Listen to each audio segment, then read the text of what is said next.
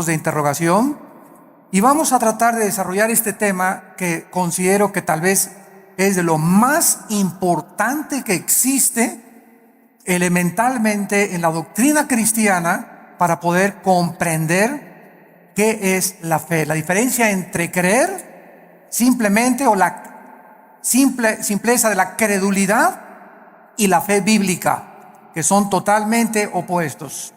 Dice Hebreos 11:6, pero sin fe es imposible. Esta palabra imposible significa que no existe ninguna otra manera de agradar a Dios. Ya sea que cuando yo obedezco el mandamiento, maridos, amen a vuestra esposa, la amo porque por la fe que Dios me ha puesto y me ha dicho que yo tengo que hacerlo. Si mi motivación no es la fe, no sirvo.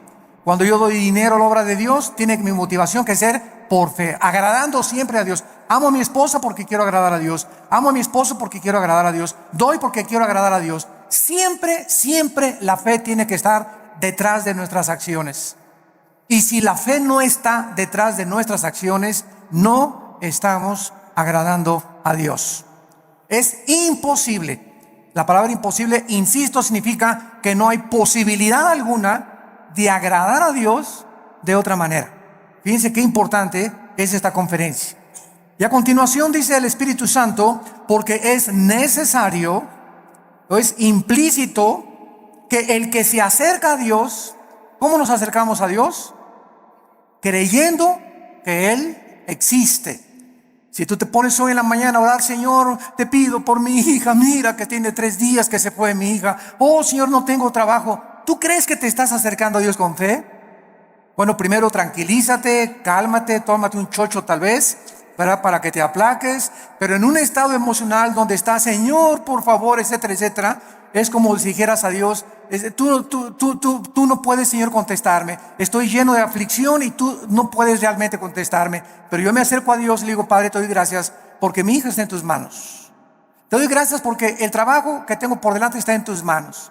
Y gracias, Padre Santo, porque descargo mi corazón y al levantarnos de la oración, creemos que Dios nos escuchó. Pero si tú te levantas después de orar, con la misma aflicción, con la misma tensión, con el mismo estrés, con la misma ansiedad, vuélvete otra vez a hincar, porque no has agradado a Dios. A través de la oración, cuando nos acercamos a Dios, tenemos con nuestra acción, después de estar en la presencia del Rey, creer que realmente Él nos ha escuchado. Y además hay que creer otra cosa, que Él es galardonador.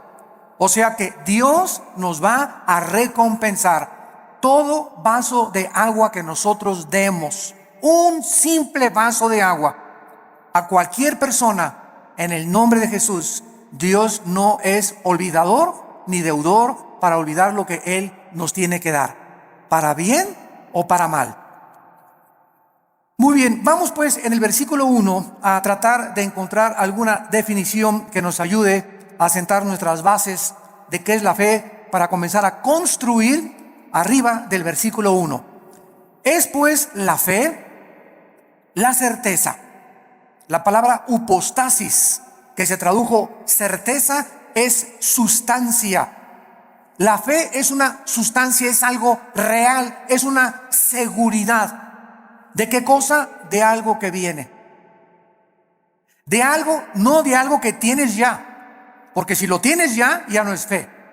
Entonces la fe está relacionada con el futuro. Siempre con algo que no tienes y que viene. Y que tú tienes que estar seguro que viene. No tengo trabajo ahorita, tengo 3 días sin trabajo, 2 semanas sin trabajo, pero Jehová es mi pastor. Como decía mi esposa hace unos momentos, declaro que soy tu hijo, que nada me faltará, yo voy a mantener mi paz. Mi hijo se fue, mi hija se fue, no tengo trabajo, pero yo tengo la seguridad, la certeza que aunque no lo tengo ahorita, aunque no veo ahorita a mi hija que se componga, ni mi hijo que se componga, y aunque no veo ahorita prospectos del trabajo, lo creo, lo tengo seguro, porque tú lo has dicho. No he visto justo desamparado a su descendencia que mendigue el pan. Yo sé que tú me vas a dar el trabajo, Señor. Yo sé que tú me vas a sacar adelante. ¿Por qué? Porque así lo dice tu palabra. Y esta seguridad que tú tienes, dice a continuación, es una convicción, aunque tú no lo estás viendo. Muy bien, vamos pues a tratar de explicar más claramente esto. La fe está relacionada con el futuro y con lo invisible. Con lo futuro y con lo invisible. Porque es algo que esperamos en el futuro, ya sea en 3 horas, 4 horas, mañana, pasado un mes, un año, no sé. Y al mismo tiempo es algo que no podemos percibir con nuestros 5 sentidos. En el momento en el que nosotros veamos algo, ya no es fe. Porque la fe está relacionada con lo invisible. En el momento que lo veo, ya no es fe. Por eso cuando alguien dice, si yo veo un milagro, voy a creer, esto es la antítesis de la fe. Porque es totalmente lo contrario. Primero tenemos que creer, como lo vamos a ver, para ver. ¿Me están siguiendo? No es ver para creer, sino creer primero para que después puedas ver la gloria de Dios manifestada. Muy bien, la fe es la certeza, es una seguridad de algo que esperamos y es una convicción de algo que nosotros no vemos. Esta certeza, ¿quién nos las da? Porque necesitamos una certeza y necesitamos una convicción para que nuestra fe sea sólida y esté basada en un buen fundamento teológico. Esta certeza nos las da la Biblia. Porque solo en la Biblia puedes encontrar las promesas que son futuras para nosotros. Dice Dios, si tú siembras escasamente, recoges escasamente. Si tú siembras abundantemente, recoges abundantemente. Si tú amas a tu esposa como Cristo amó la iglesia, no te imaginas las bendiciones que vendrán sobre tu vida. Si tú no amas a tu esposa como te estoy mandando en la palabra de Dios, las promesas mías que te tengo preparadas, no las vas a poder ver. Porque no has creído. Porque para que puedas ver la bendición en tu matrimonio, para que puedas ver la bendición en tu noviazgo, para que puedas ver la bendición económica en tu vida y en tus negocios, antes tienes que creerle a Dios y poner en práctica o en acción lo que Dios dice en su palabra. Y la convicción, ¿quién nos las da? El Espíritu Santo. Entonces tenemos íntimamente relacionadas a la Biblia con el Espíritu Santo.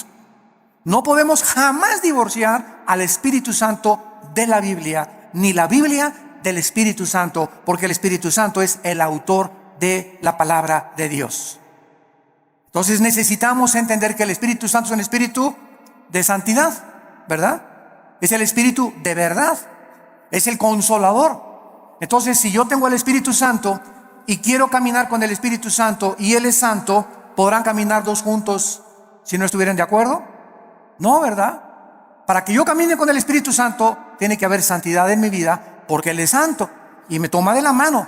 Pero el momento en el que yo camino sin santidad o comienzo a caminar en pecado en la vida, inmediatamente rompo mi comunión con el Espíritu Santo. Me suelta. Es tan sensible como una paloma el Espíritu Santo. Inmediatamente vuela. No se hace a un lado. Y me encuentro caminando yo creyendo que Dios está conmigo, creyendo que el Espíritu Santo está conmigo, y estoy caminando en la carne.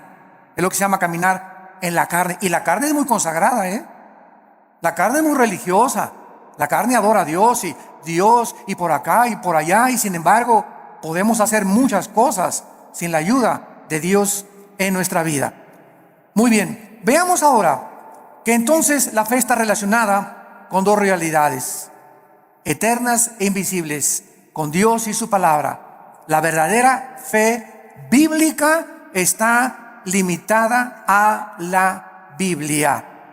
En otras palabras, hace algún tiempo recuerdo que unas personas me dijeron: Armando, ¿por qué eres tan incrédulo? ¿Por qué no crees que el orito que está cayendo del cielo lo manda Dios y las piedras preciosas que están cayendo en nuestra iglesia son de Dios? Y yo les contesté sencillamente: porque Dios no me manda a creer eso.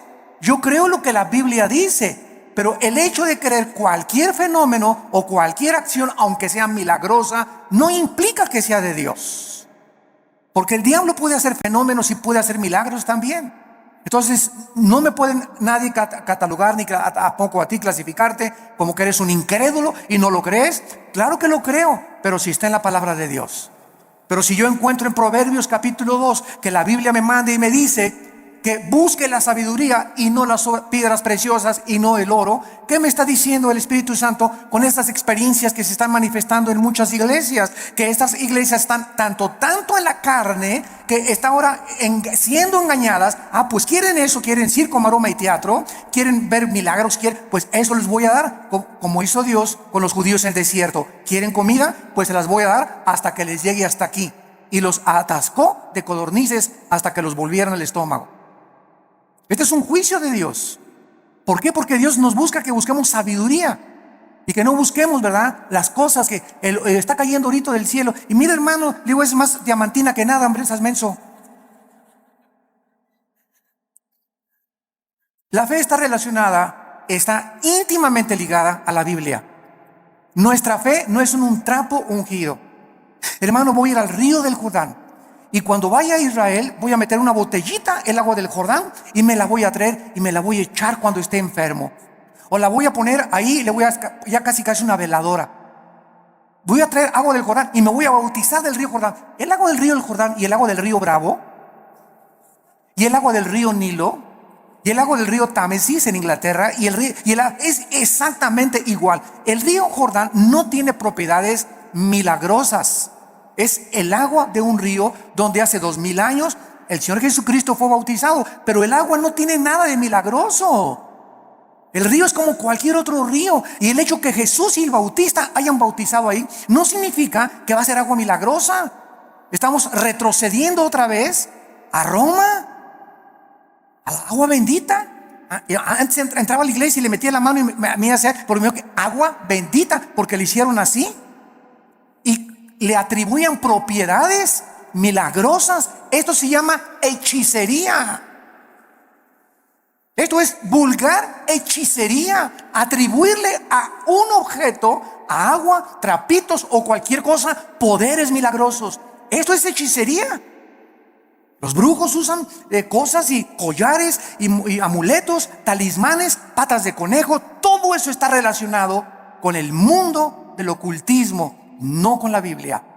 Y les hablo tan claro como el azul del cielo hoy en la mañana, sin tapujos y derecho y a la yugular. Ya no podemos andar con rodeos. Ya no podemos andar diciendo que tenemos que hablar al pan pan y al vino vino. Tú tienes que entender ya claramente qué es la fe, y ya no estar poniendo un objeto como hace algún tiempo. Me vende un trapito y ahí va la gente y compra el trapito ungido. O te mando este anillo que lo compré en Jerusalén, o este collar que tiene propiedades y porque este predicador en tal parte lo anunció, y van y lo compran y se lo cuelgan y le atribuyen propiedades milagrosas. O ponen el trapito debajo de la almohada y se les va a quitar el dolor de cabeza, o va a traer que la maldición se va a ir de su casa. Todo eso está relacionado con el mundo de la hechicería. Eso ya no es fe. Y esa hechicería está entrando a las iglesias cristianas. ¿Por qué? Bueno, hace 2000 años en la iglesia de Gálatas, en Gálatas 5, versículo 1, el apóstol Pablo, si alguien no lo cree, les dice a los Gálatas: ¿quién los fascinó para no oír la verdad? Y esa palabra fascinar en el griego es hechizar. La iglesia de Galacia estaba hechizada, estaba controlada por demonios que habían entrado en falsos maestros y pastores que esta iglesia tenía, y que les estaba enseñando a los cristianos: es que no es suficiente la muerte de Cristo, necesitas circuncidarte, no necesitas poner árbol de Navidad, no necesitas hacer estas cosas, necesitas ahora agregarle a la obra de la cruz algo extra. Cuando la Biblia dice que cuando Cristo murió en la cruz del Calvario, se finí, caput, se acabó, consumado es. No hay nada que agregarle a la muerte de Cristo para el perdón que hemos recibido.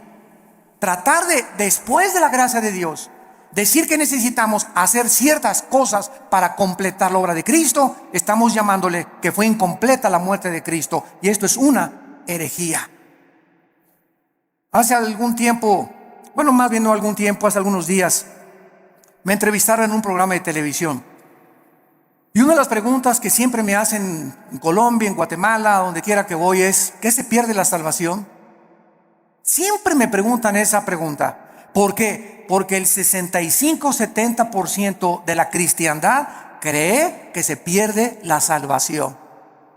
¿De dónde sacaron esta doctrina? De un hombre llamado Jacobo Arminio, que enseñó, y porque hay 5 versículos de la Biblia, nada más 5 contra más de 500 versículos en la Biblia que enseñan que la salvación no se puede perder. Además que es ilógico teológicamente. Entonces, estos 5 versículos parecen enseñar que la salvación se pierde, como si que te borraré del libro de la vida y que te apartaré y la rama, Juan 15, serán cortados, etcétera, etcétera, que parece indicar que la salvación se pierde. O 2 de Pedro capítulo 2, 22 al 24, que el perro regresa a su vómito, la puerca lavada a lavarse en el lodo. Pero sin embargo, cuando estudiamos estos versículos, nos damos cuenta que los sacaron de su contexto. Miren, es tan simple como esto.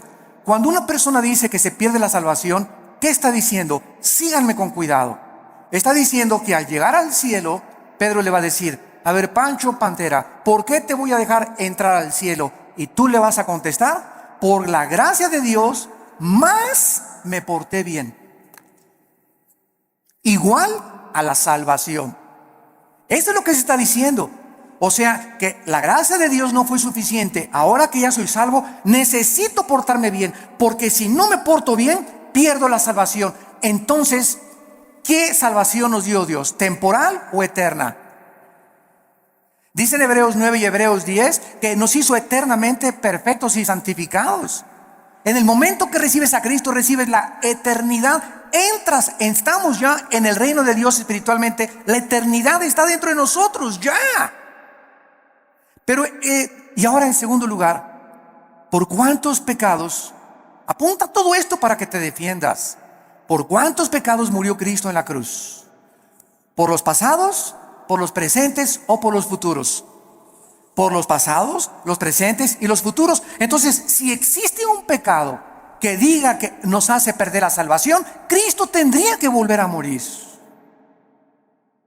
Cristo tendría que volver a pagar por ese pecado que te hizo perder la salvación. Porque la muerte de Cristo solamente te perdonó los pasados, pero los que tú cometas, tú eres responsable. Y si hay alguno que cometas, entonces Cristo tiene que volver a morir. Y entonces ya Cristo no murió por los pecados pasados, presentes y futuros, sino solamente por los pasados. Porque los que estás cometiendo, tendría Cristo que estar muriendo muchas veces para estar pagando por ellos. Ahora, si tú cometiste un pecado que te hace perder la salvación, la pregunta de los 64,000 pesos es: ¿cuál es, Pancho? ¿Qué pecado nos hace perder la salvación? Dice 1 Juan, la sangre de Cristo nos limpia solo de algunos. Eso dice: ni el homosexualismo, ni el divorcio, ni el transexualismo, ni el robo, ni el crimen, ni el asesinato, ninguno de estos pecados es el pecado imperdonable. Ninguno de estos pecados es la blasfemia contra el Espíritu Santo. El único pecado que no tiene perdón no lo pueden cometer los cristianos, solo los no cristianos, que es la blasfemia contra el Espíritu, rechazar la gracia de Dios. Hechos 7, 51 y 52, que es el pecado que cometieron los fariseos.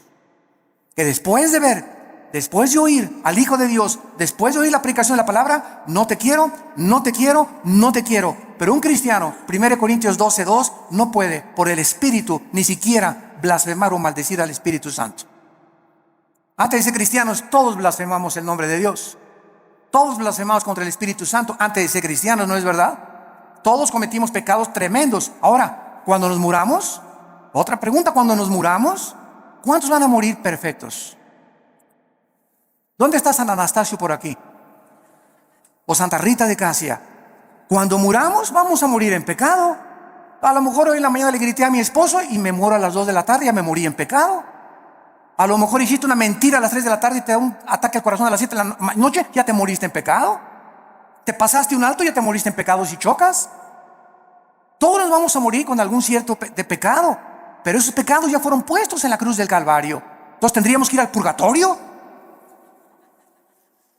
para pagar por esos pecados con los que morimos y no los pudimos confesar. Todo esto es absurdo y irracional teológicamente. Y podemos continuar así con los pactos, con la gracia. ¿Qué es la gracia, no? Entonces decir que se pierde la salvación es decir que es la gracia más portarme bien o hacer buenas obras para poder entrar al cielo.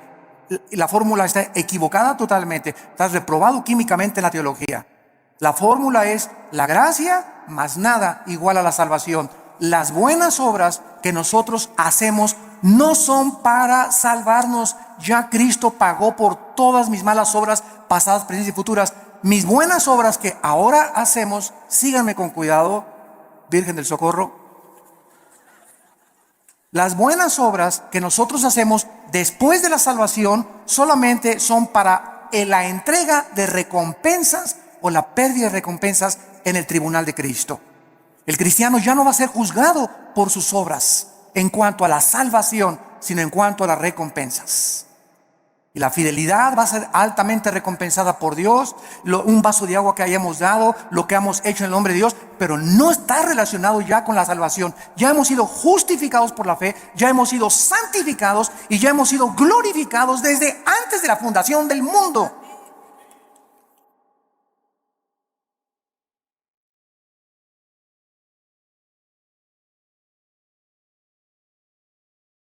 Tenemos que desenterrar otra vez la doctrina de la salvación en el siglo XXI y volverla a enseñar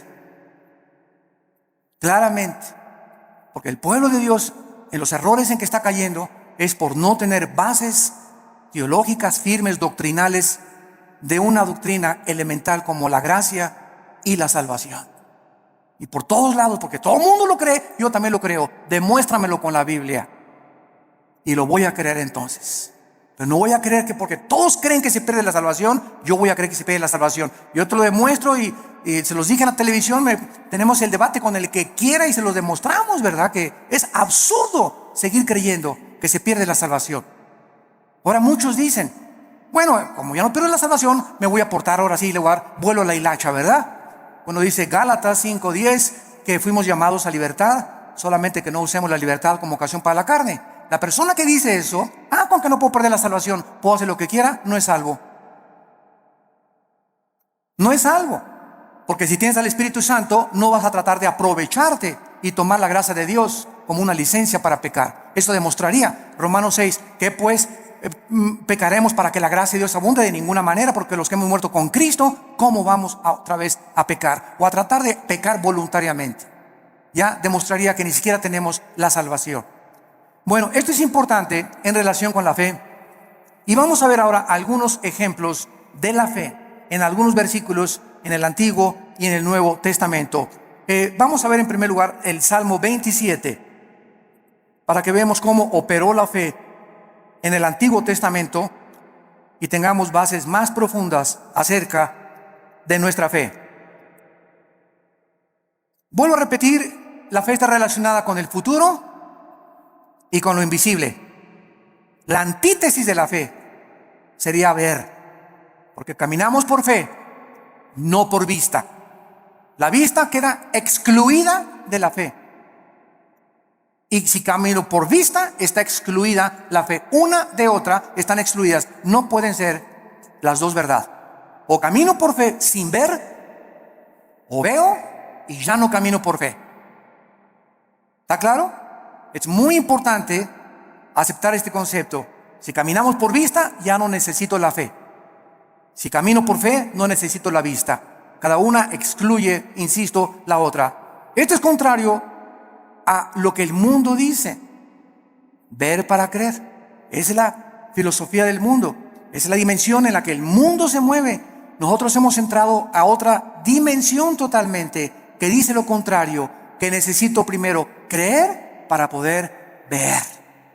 Dice el Salmo 27, versículo 13, cuando David se encontraba afligido, perseguido por Saúl, sin trabajo, escondido en una cueva, criticado, sus hijos de David se volvieron contra él. Bueno, el pobre David, ¿verdad?, tenía todo tipo de tribulaciones iguales a las que tenemos muchos de nosotros. Y David nos manifiesta y nos exhibe una verdad preciosa. Y dice el Salmo 27:13, hubiera yo desmayado, me hubiera tirado la toalla, me hubiera yo desalentado, ya hubiera querido ya ni siquiera ser cristiano, ya ni siquiera quería ir a la iglesia, ya estaba harto. Si yo hubiera mantenido esta actitud mental, hubiera yo desmayado. Me hubiera tirado ya al suelo, ya no quiero ni siquiera vivir. Estoy harto de todo, de mis papás, de la iglesia, de esto, del gobierno. Y sobran cosas que nos pueden llegar a pensar esto. A menos que, repito, seas San Anselmo. Pero todo cristiano llegamos a estar, ¿verdad? Hasta, decimos vulgarmente en México, hasta el gorro. ¿No te has sentido así? No levante la mano. Porque yo estoy seguro que todos la levantaríamos. Si no has experimentado esto, lo vas a experimentar cuando estés casado, o cuando no estés, o cuando nazcan los hijos, o cuando nazcan los nietos. Pero todos, hay muchas épocas en la vida en la que nos llegamos a sentir tan oprimidos por los problemas que ya no quisiéramos ni siquiera vivir. ¿Quiénes son los suicidas? Las personas que se les ha cerrado totalmente el mundo, se han sentido sin ninguna ventana, sin ninguna luz, sin ninguna esperanza, sin ninguna solución más que dejar de vivir. Escaparse por una puerta falsa. Y dice David que él había llegado a esa situación. Y entonces encontramos lo que lo salvó: si no creyera. Si no creyera, ¿qué veré? Primero, ¿qué cosa? Creyó. Y después venía la vista. Si yo no hubiera creído que voy a salir de esta situación y que Dios me va a mandar otro esposo, otro novio, que viene el trabajo, si yo no hubiera creído en las promesas de Dios, ya desde cuándo me hubiera aventado desde el puente hasta abajo. ¿Qué es lo que nos sostiene? Creer lo que Dios nos ha dicho. Esa es la fe, lo que nos ha dicho en su palabra. ¿Hubiera yo desmayado si no creyes? Y dice 1 Pedro 1:5 que somos guardados por el poder de Dios mediante la fe. En otras palabras, cuando nos encontremos así, y créame que muchas veces al mes yo llego así en la noche, en la mañana cuando me levanto, con el Señor, cansado, ¿verdad? Con problemas, presiones emocionales, el mundo, el petróleo, la caída del dólar, problemas aquí, problemas allá, familiares. Bueno, sobran cosas para desalentarnos en la vida, sobran cosas para amargarnos, sobran cosas para desilusionarnos. Entonces ahí es cuando, en lugar de que te desmayes y te rindas y digas, tiro la toalla, me bajo del caballo, ya no quiero, andamos así con el caballo, cayéndonos del caballo. En ese momento recuerdo, oh Señor, tú eres poderoso, tú eres grande, soberano, y comienzas a sentir otra vez en el caballo y agarras las riendas. Señor, aunque no lo vea, y aunque vea todo que se está cayendo y no vea soluciones y vea el cuadro oscuro a mi alrededor, oh Dios, yo sé que tal vez hoy en la tarde o mañana veré tu bondad. Me vas a sacar del pozo de la desesperación, me vas a pintar un nuevo futuro, vas a solucionar mis problemas, y por eso sigo en mi caballo y rajámonos pinto, échele velocidad y vamos adelante. No te me rajes, México lindo y querido.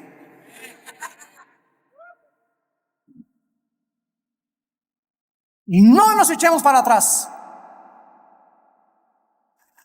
Vamos 2-0. Pues ya. Puro gringote de 1.90, 1.95. No, ya no la hacemos. ¿Cómo que no la hacemos? ¿Cómo que no? Ándele, ¿cómo que no la hacemos? Y eso de veras nos infunde ánimo, porque es un cuadro físico de lo que espiritualmente debemos hacer nosotros: crecernos al castigo. Y no hay trabajo, y nadie me quiere, y me dicen risitos de oro, pero tengo nariz de corcholata. ¿Sabes una cosa? Bueno, ¿por qué comenzamos a sentirnos así? Porque estamos viéndonos en el espejo, porque estamos viendo la situación, porque estamos caminando por vista. Olvídate y desconéctate de lo que ves y lo que por tus 5 sentidos entran, y conéctate con la palabra de Dios. Diario, ven a la Biblia en la mañana, cargar las pilas, la energía. Chupa la fuerza espiritual que Dios tiene para nosotros, que es la que nos va a sostener. Nos separamos de la Biblia y nos vamos al suelo. Hebreos 11:27, otro ejemplo en el Nuevo Testamento de Moisés. Hebreos 11, 27. Dice así: por la fe, por creer lo que Dios había dicho, porque la fe nunca la desconectemos de la Biblia, por creer lo que Dios ya había revelado en su palabra en el Antiguo Testamento, Moisés dejó Egipto. Si él hubiera sido guiado por sus emociones, vean ustedes, el temor, que es el más grande enemigo de la fe. El temor. El temor es la antítesis de la fe, es lo opuesto de la fe. Si Moisés hubiera dicho: el rey, si me voy, me va a mandar los soldados, me mata, me corta la cabeza, él es el emperador de Egipto. Pero Moisés no vio al emperador de Egipto, no el temor que comenzó a meterse, porque el temor así entra como la termita, ¿verdad? Y nos comenzamos a sentir así que, y el temor, y comenzamos hasta a sudar frío, y comenzamos a temblar por el temor, y saldrá esto, y saldrá de la operación mi abuelita, y podremos, y dejamos que nos domine esta emoción, comenzamos a alejarnos de Dios. Y comenzamos a perder el poder de Dios que está viviendo por fe. Moisés dijo, antes de tenerle miedo al faraón, antes de tenerle miedo a su abogado, antes de tenerle miedo a mi suegro, antes de tenerle miedo a mi ex esposo, antes de tener miedo de nada ni de nadie en este mundo, tengo temor de Dios. Y eso fue lo que hizo Moisés. No vio el temor del emperador, los ejércitos que tenía, y dejó Egipto. No fue gobernado por el temor, sino creyó lo que Dios le había dicho y venció sus emociones. Porque se sostuvo como viendo físicamente a Dios. ¿Eso dice? Este está en 3 de Pancho 3:1. Porque se sostuvo viendo algo que no se veían con sus ojos, ni se experimentaba empíricamente con sus 5 sentidos. Se sostuvo por algo que nadie podía ver, pero él sí podía ver, y podemos ver los cristianos, que es a Dios. Viendo al invisible. ¿Con qué ojos lo vemos? Con los ojos de la fe. Es un par de ojos que el Espíritu Santo nos ha entregado, que el mundo no tiene. Vemos no lo que vemos, vemos las cosas que no se ven, porque las que no se ven son más reales que las que se ven. Esto fue lo que hizo que Moisés se pudiera sostener. La fe nos capacita para ver lo que el mundo no puede ver. No hay trabajo, no hay esto, no hay aquello. El mundo, terremotos, se cae. Ahora que fue el terremoto de Japón, no sé si vieron ustedes un video de los muchos que han pasado, que primero el terremoto, el tsunami y el puntillazo, la fuga de gas radioactivo.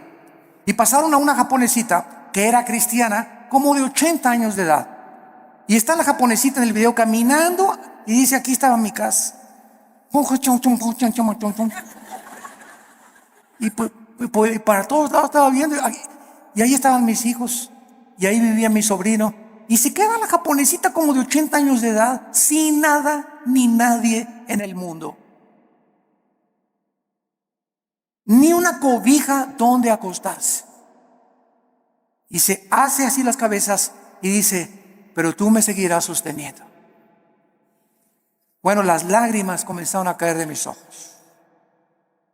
Pero fue así una cosa, ¿verdad? Para poner una película. Ahí estaba mi familia, ahí estaban mis papás, ahí estaban mis hijos, mis nietos, aquí estaba mi casa. No hay nada. Imagínate, de la noche a la mañana quedarte sin familia, ni vecinos, ni papá, ni mamá, ni nada, y levantar los ojos: pero tú me seguirás sosteniendo. Esa es la fe. Sostenidos viendo lo que no se ve, con los ojos y la seguridad y la certeza y la convicción de lo que Dios ha dicho: no te dejaré ni te desampararé, aunque se acabe todo a tu alrededor. Veamos ahora en Juan capítulo 11. Juan capítulo 11. Versículos 39 y 40. Se muere Lázaro. La familia de Lázaro eran las hermanas Marta y María. Marta es un ejemplo de la mujer afanada, María un ejemplo de la mujer que se acerca a Dios. Pero las dos nos representan a todos nosotros. No porque te digas Marta vas a ser afanada, ¿verdad? Pero es un ejemplo solamente de que todos nosotros padecemos esta debilidad, de que muchas veces queremos ver para creer y tenemos que dominar esa tentación y ese impulso de nuestra antigua naturaleza. Entonces aquí en Juan 11:39 dijo Jesús: quita la piedra. Marta, la hermana del que había muerto, dijo: Señor, y ella, porque es de 4 días. Jesús le dijo: ¿no te he dicho que si crees, verás? Ahí está otra vez. Marta, tú no tenías que haber visto que se alivió ahorita. Hemos llegado al punto que lo dejé morir, porque Cristo dejó morir a Lázaro. ¿Se acuerdan que cuando le avisaron? Señor, Lázaro se está muriendo. No hizo caso. Y era el mejor amigo de Jesús y la familia que lo hospedaba y le daba de comer a Jesús, y tenía según un cuartito especial para Jesús cuando pasaba por ahí Jesús. Y no hizo caso Jesús, y Lázaro se murió. Y ya que tenían 3 días, Jesús dice a los discípulos: vamos a donde está Lázaro. Y ahora sí, como decimos en México, ¿ya para qué?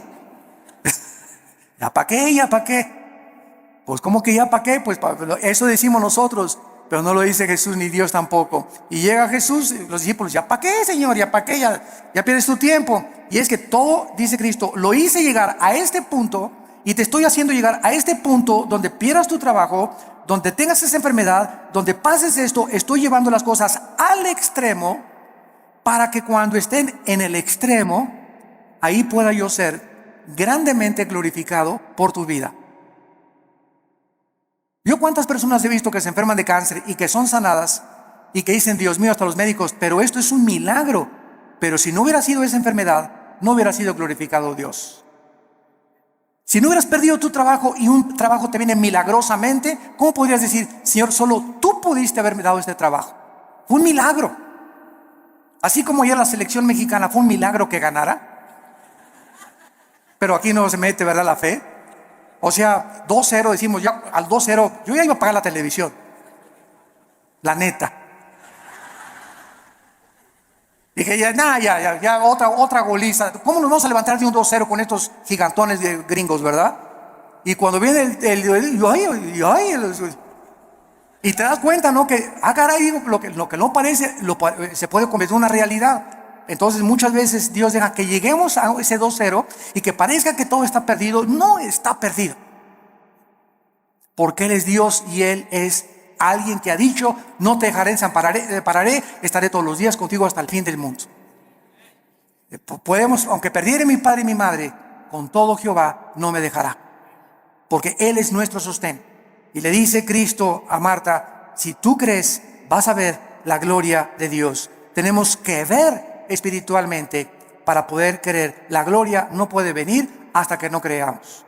Por ejemplo, en el área económica, en el área matrimonial, en el área de relaciones sociales, en el área de nuestras amistades, en todo esto se cumple primero creer para ver. Dios le dice a los maridos: amen a su esposa. Tú amas a tu esposa sacrificialmente y comienzas a quitar todas las imágenes de otras mujeres de tu vida, etcétera, etcétera, y ve Dios tu fidelidad mental y espiritual, porque los pensamientos no le engañan a Dios. ¿Qué hace Dios cuando un hijo está haciendo lo que la Biblia dice porque quieres agradar a Dios? Te bendice. No te imaginas cómo te bendice. Señor, pero que tú ya tienes 20 kilos de más, Señor. ¿Cómo? ¿No puedes cambiar una llanta vieja por una nueva? Como dicen en Guanajuato, ¿verdad? Y sabes una cosa, que cuando estamos casados no es solamente la pasión. La pasión dura la luna de miel 3 o 4 días y dura también en el triunfo del amor. Pero todas esas pasiones que tú ves y esos enganches que se dan esas cosas no duran.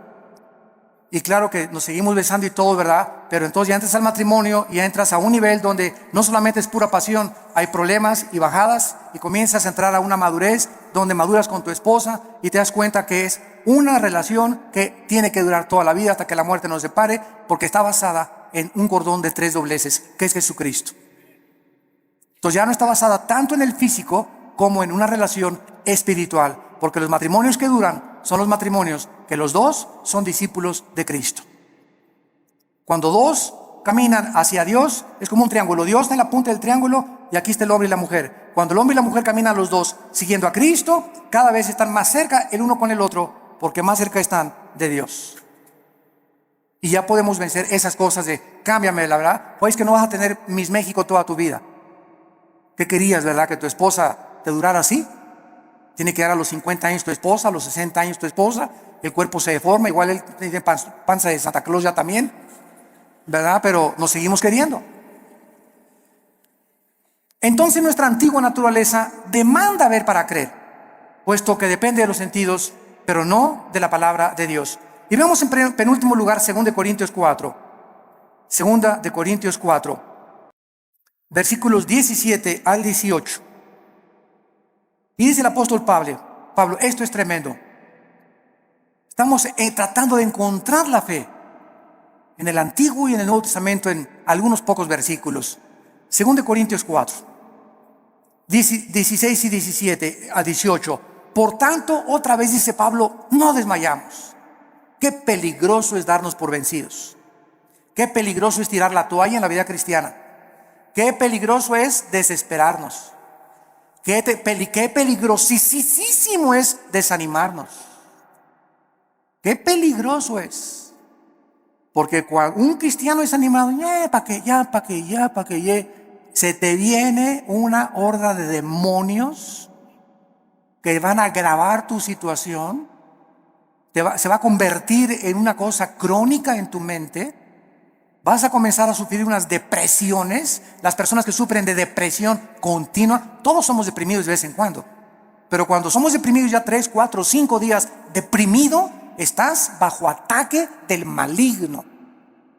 Porque el fruto del Espíritu es paz, gozo y amor. ¿Por qué has llegado a esa situación que estás así, que ni te toquen porque brincas, porque tienes una semana, 2, 3 semanas que te soltaste la palabra? Y comienzas a desmayar porque no estás aferrado a la palabra de vida. Por tanto, no desmayamos, dice el apóstol Pablo. Antes, aunque nuestro cuerpo exterior se va desgastando, el interior, no obstante, se renueva de día en día. ¿Saben ustedes que lo peor que existe para una persona es verse en el espejo? Bueno, claro que tenemos que peinarnos, ¿verdad? Y rasurarnos, etcétera, etcétera. Pero cuando ves, ya tengo 50 años, no, ya tengo 70, ya para qué, ya voy de salida. ¿Cómo que vas de salida a los 70 años? Ya tengo 80, ya voy de salida, ya para qué. ¿Cómo que vas de 80? A los 80 años Moisés fue llamado por Dios. A los 80 años Caleb le dijo a Josué, dame más montañas para conquistar. Cuando comenzamos a vernos físicamente, no, pues es que dicen que a los 60, a los 70 se deteriora el cuerpo. Eso dice la ciencia, pero dice uno de los salmos que cuando nosotros confiamos en Dios, seremos fructíferos como las palmeras, tendremos fuerzas como las del búfalo y creceremos como los cedros del Líbano para continuar anunciando la justicia de Dios. ¡Qué viejo ni qué viejo! Dejemos que nuestro cuerpo se siga desgastando. Yo les he hablado tantas veces de nuestra abuela materna que murió hace algún tiempo, de 97 años de edad. Mi abuelita, 97 años, ya no usaba bastón. Nunca se convirtió a los casi 80 años de edad, después de haber sido 30 años presidente de la Acción Católica de México. A los 80 años de edad, vivió todavía 17 años más a los 97 en sus 5 sentidos. Y se levantaba a las 7 de la mañana, se emperifollaba y se ponía su loción Sanborns, se cubría todo, ¿verdad? Y caminaba, era la loción famosa en aquel tiempo, ¿verdad? Y la más barata también. Y estaba a los estudios y la llevaba a los estudios en la mañana y en la tarde. ¿A dónde vamos, hijito? Me decía a las 5 o 6 de la tarde el domingo. Le digo, abuelita, tú a tu casa y yo a la mía, le decía. Porque todavía traía cuerda a los 95, 96 años, traía cuerda todavía. Porque, a ver, y vamos a ver una película mejor de Walt Disney, ¿no? Y llévame a cenar. Abuelita, que me desgastas, abuelita, me dio más de 50 años de edad. Pero ¿qué era lo que la sostenía ella? Y que era nunca, siempre el gozo, siempre contenta, ¿verdad? Regañando a todos y por aquí y por allá. Se parece mucho a mi mamá, ahorita usted la conoce, a la generala y mamá, ¿verdad? Sobre todo los que van a Liti, pero esa es energía que necesitamos tener. Y no estar, ya tengo, cacle. El interior se va renovando. Y este cuerpo corrupto vas a echar a los gusanos y al panteón y vamos a resucitar. Así como una semilla contiene un árbol y fruto y ramas, esa semilla, ahí está todo. Así cuando se siembra va a resucitar en un cuerpo glorificado. Y nos vamos a ver, y cuál cacle ni cake nada, ¿verdad? Sino que tenemos que mantener esa energía y esas fuerzas, esas ganas para vivir para Dios. Porque los que se mueren pronto son los que no tienen ganas de vivir para Dios. Ya, para que ya yo llegué, ya voy de salida. Tienes que hablarle a tus nietos y tienes que hablarle a tus viejitas y tienes que ir a los asilos a predicar. No te encierres nada más, cacle. Nada, hay mucho que hacer todavía. La energía la tenemos por dentro. Y olvídate por afuera, no te veas en el espejo. Ve lo que Dios está haciendo internamente con tu alma. Dice Pablo, porque esta leve tribulación momentánea, miren nada más cómo considera Pablo la vida. En primer lugar, los problemas, las aflicciones y los sufrimientos son leves. Dice Pablo, es como si un mosquito me hubiera picado. Todo lo que he sufrido, las pedradas, la persecución, me arrastraron, mis hijos me dejaron, a mi esposa las violaron, fui castigado por Dios, David y Pablo, todo lo que sufrió y lo encerraron en la cárcel, todo ha sido leve y además temporal, momentáneo, porque Pablo no veía y como un perro, pobre de mí. Ya no me quieren ni mis nietos, se acuerdan de mí. Ya nadie me quiere. Y comienza a ser como un perro ahí en el rincón. Y lamiéndote tus heridas y compadeciéndote. Y esa autolástima que va a hacer que te hundas y te pintes más rápido. Que te vayas, más rápido. A veces me olvida que no estoy con los jóvenes. Es leve y es temporal. Produce en nosotros un cada vez más excelente peso de eterna gloria. No mirando las cosas que se ven. No mirando las cosas que se ven. Ahí está otra vez la fe. Si miran las cosas que se ven, nos desmayamos, nos desanimamos, nos hundimos. Miremos las promesas de Dios, sino las que no se ven, porque las que se ven son temporales, pero las que no se ven son eternas. Gracias por tu palabra, Señor. Señor, gracias por alimentarnos, edificarnos, animarnos con tu palabra. Gracias por aclararnos tantos conceptos que están siendo atacados, estamos siendo invadidos por doctrinas extrañas que se han acabado aceptando como si fueran la verdad. Regresemos a la Biblia. Volvamos otra vez a abrir las páginas santas de la Biblia, para que el Espíritu Santo alumbre nuestro entendimiento y podamos ver la gloria de Dios en la faz de su Hijo Jesucristo. Gracias porque sin esta fe, sin creer en lo que tú nos has dicho, no existe ninguna otra manera en que te podamos agradar, porque así tú, Señor, lo has determinado. En esta mañana muchos de ustedes que nos ven a través de la televisión y aquí presentes, tal vez eran crédulos. Y tú le llamabas fe a lo que te habían enseñado en tu familia o en tu religión, sin saber en qué estaba basada lo que te habían enseñado. Pero la fe requiere de conocimiento, porque necesitamos conocer, porque viene por el oír y el oír por la palabra, para que tenga una fe que salve tu alma. Ven a Cristo en esta mañana. Entrégale tu vida diciéndole estas palabras: Señor, te doy gracias porque creo que en la cruz tu Hijo Jesús murió en mi lugar. Que a los 3 días Él no se quedó en la tumba, tú lo levantaste de entre los muertos, dándome la garantía que yo también volveré a vivir juntamente con Él. Señor Jesucristo, te pido que entres a mi vida. Me arrepiento de mis pecados. Lávame con tu sangre preciosa. Sé para mí mi Señor ahora y mi Salvador, porque quiero ahora ya no vivir conforme a lo que veo con mis ojos físicos, sino con los ojos espirituales que en este momento me estás trasplantando tú, para poder ver tu gloria en tu palabra. En el nombre de Jesús. Amén. Gracias a Dios por su palabra. Gracias a Dios por la Biblia.